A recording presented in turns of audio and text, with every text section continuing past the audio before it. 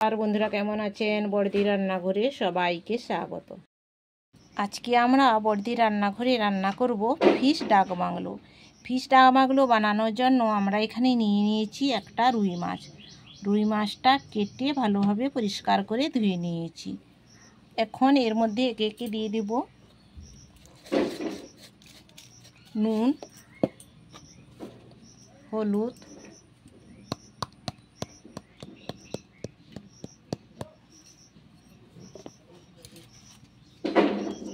ধনে গুঁড়ো,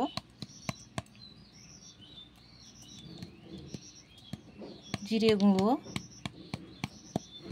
সরিষার তেল, কাশ্মীরি লঙ্কার গুঁড়ো,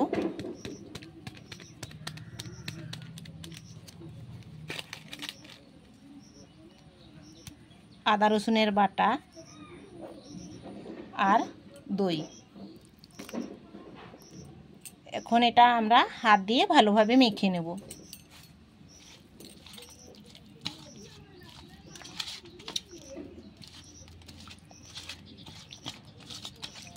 ভালোভাবে মেখে নিয়ে 10 মিনিট এটা আমরা রেস্টে রেখে দেব। এখন উনানে কড়াই বসিয়ে তেল দিয়ে দিয়েছি। তেলটা গরম হয়ে গেছে। এর মধ্যে আলু দিয়ে দেব, একটু নুন,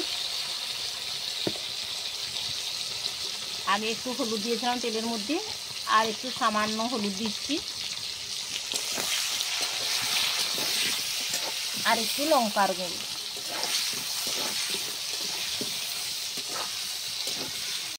করে এখন লাল লাল করে ভেজে নিয়েছি, তুলে নেব।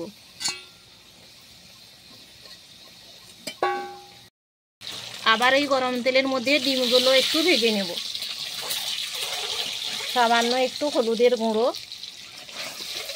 সামান্য একটু নুন, আর একটু লঙ্কার গুঁড়ো। ডিমগুলো লাল লাল করে ভাজা হয়ে গেছে, এখন তুলে নিব।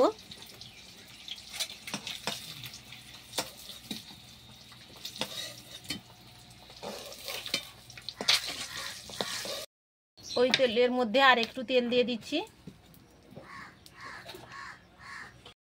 তেল গরম হয়ে গেছে, এখন আমি পেঁয়াজ কুচি দিয়ে দিচ্ছি।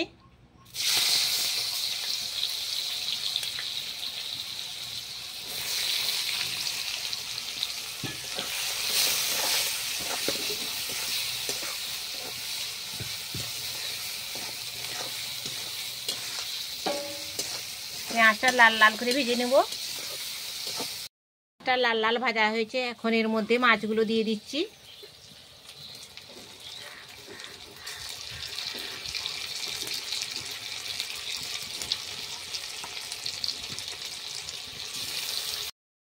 মাছগুলোর মধ্যে সামান্য একটু জল দিয়ে দিচ্ছি। এখন একটা চাপা দিয়ে দিব।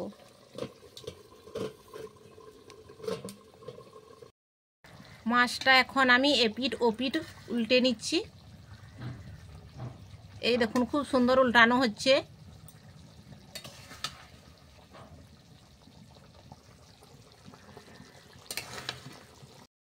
এখন এর মধ্যে আলুটা দিয়ে দিলাম।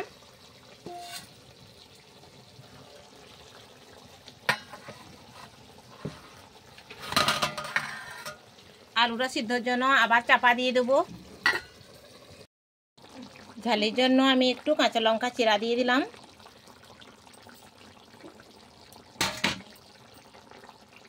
আর মাছ ভালোভাবে কষানো হয়ে গেছে, সামান্য এখন জল দিয়ে দেব।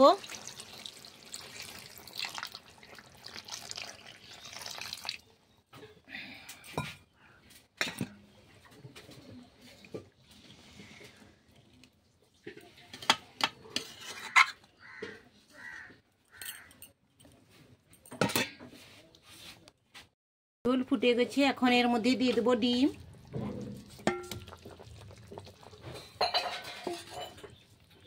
একটু মিষ্টি, আর একটু ভাজা মশলার গুঁড়ো। এখন তুলে নেব।